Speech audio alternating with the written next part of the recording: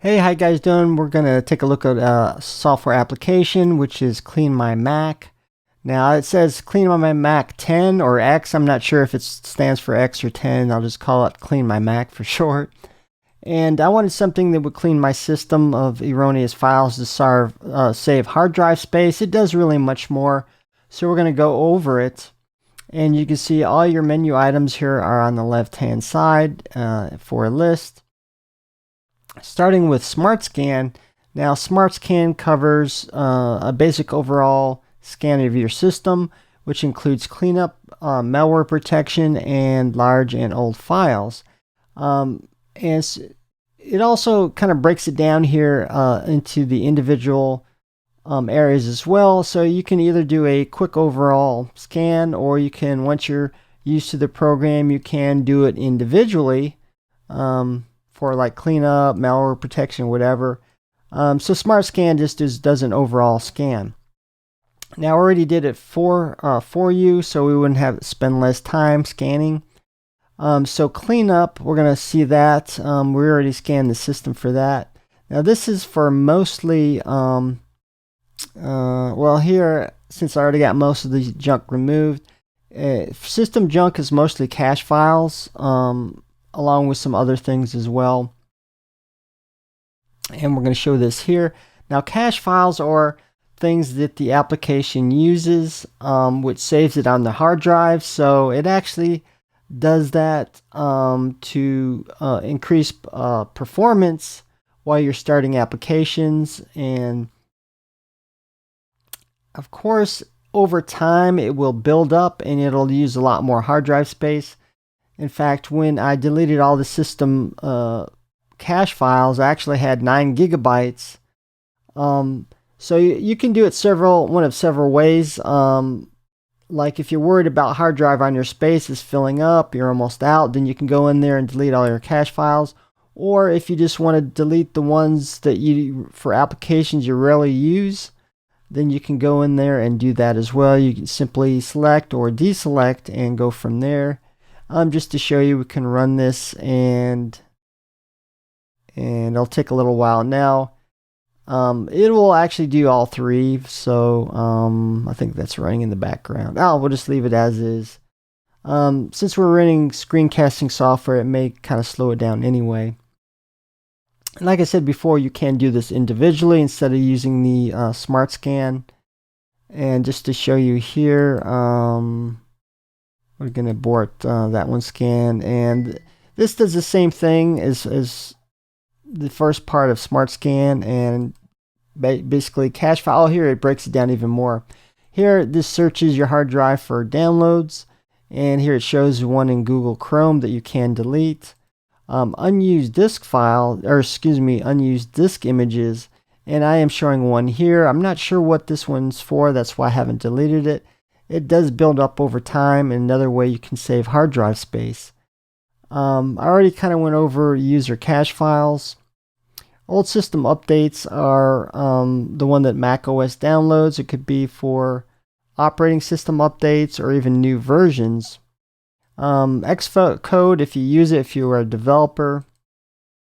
And broken preferences and user log files is another one that can build up over time. Mail attachments. Now you can go into your email and delete your emails one by one. This is for the attachments or files that it saves. It could be programs, it could be applications, videos, or whatever. Then it would delete those mail attachments and save you more hard drive space. Trash bin is another way to do it, but really, a lot of this stuff, you don't need this CleanMyMac to do it. You can, for instance, just open your trash bin and do it manually yourself, for instance. But you can do, a lot of it uses the central app. You can do it all in one. Here you go, malware removal, which I don't really use.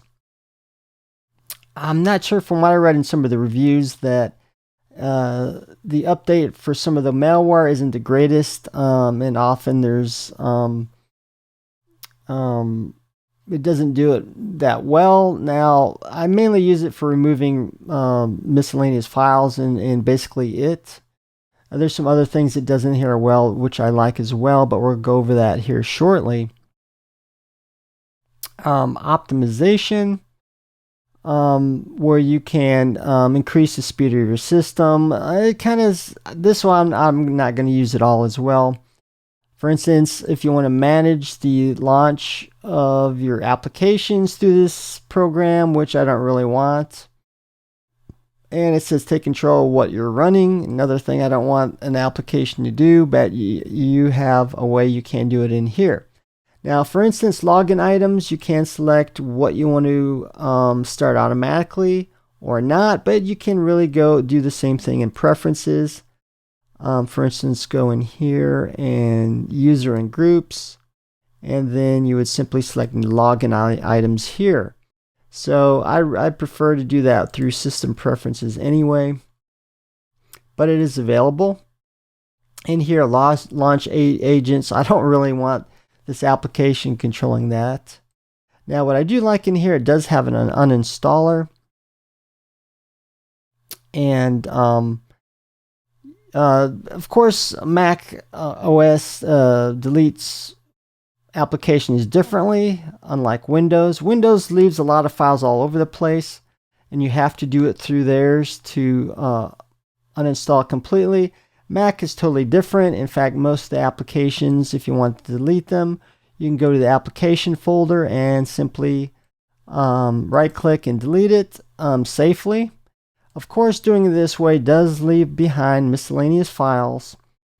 It'll delete the application, but it'll leave miscellaneous files thrown associated with that application that it won't remove. Now, there's another way you can do this just to show you, because it will show it a little bit better.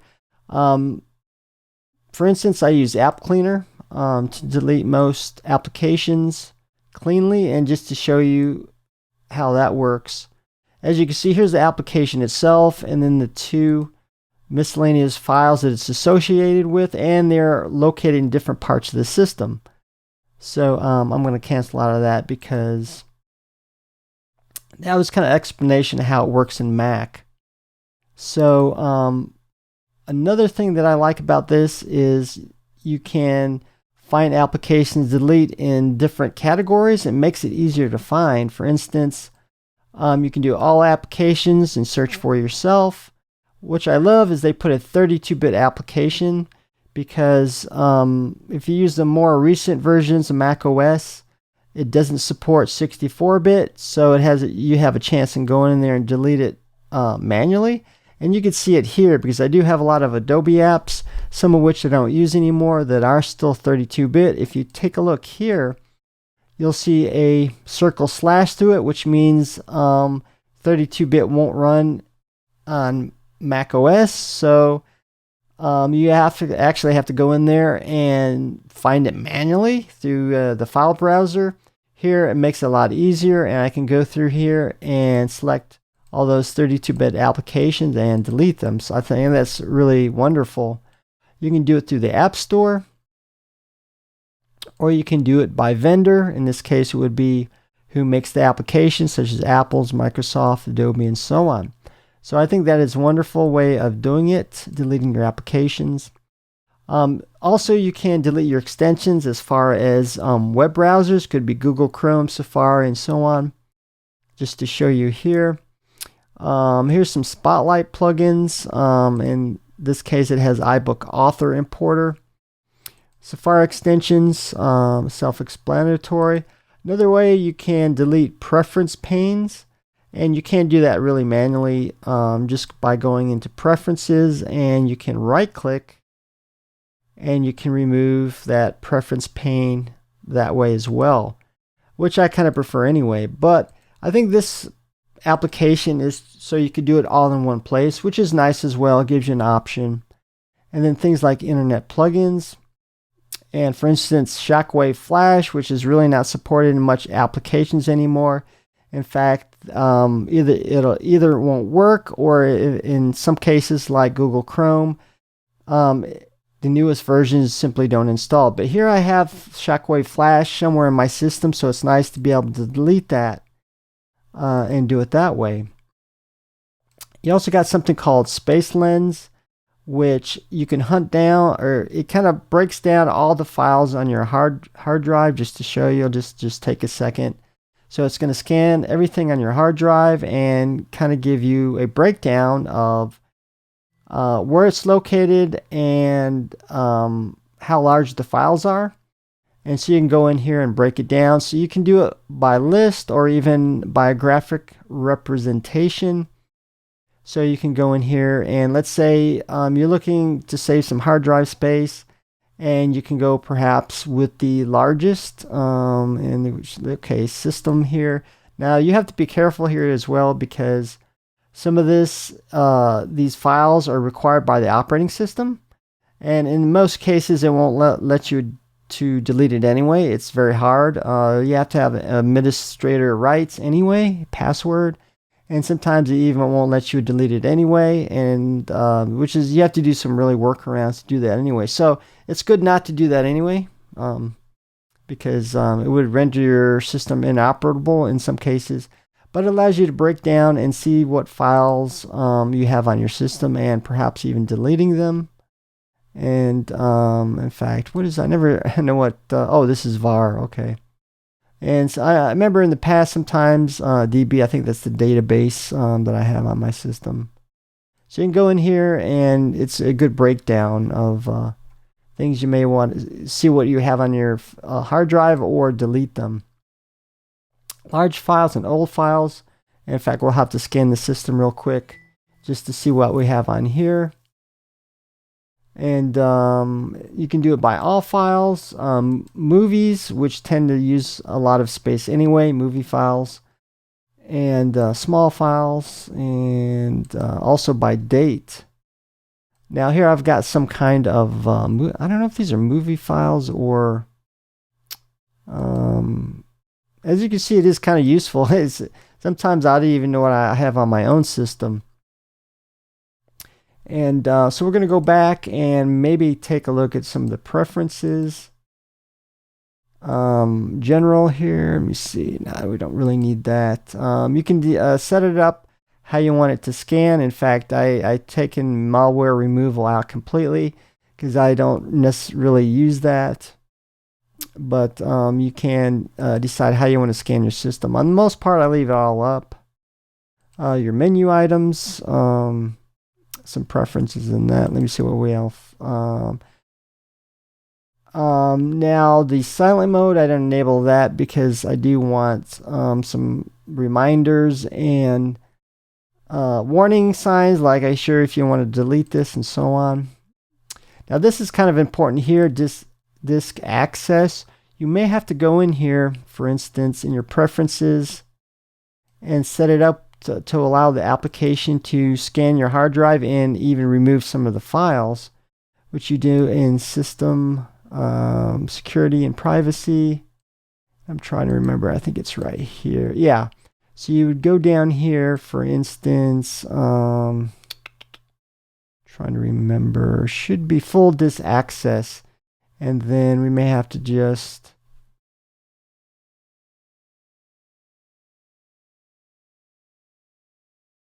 go in here, and it should show CleanMyMac on here somewhere, and then you would simply select that to allow it to gain full access to your hard drive. And I don't even see it in here.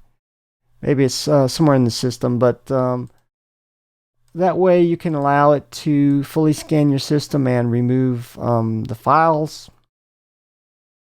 Okay, privacy, if you want to use serious statistics, and ignore lists for certain things you don't removed or scanned. You can do that well. So that's a breakdown of the whole application, and it's fairly useful. Oops, I didn't mean to do that. I was going to leave that up before we complete the video. So you can buy this two different ways: by subscription price, just for one Mac, or even several. I think that's roughly $30 a year for subscription price. Now, if you want to buy it outright and not have to do it every year, then you can. I think that's about $80. You can also get discount coupon codes, and sometimes they have things on sale as well. So thank you for watching, and see you guys later.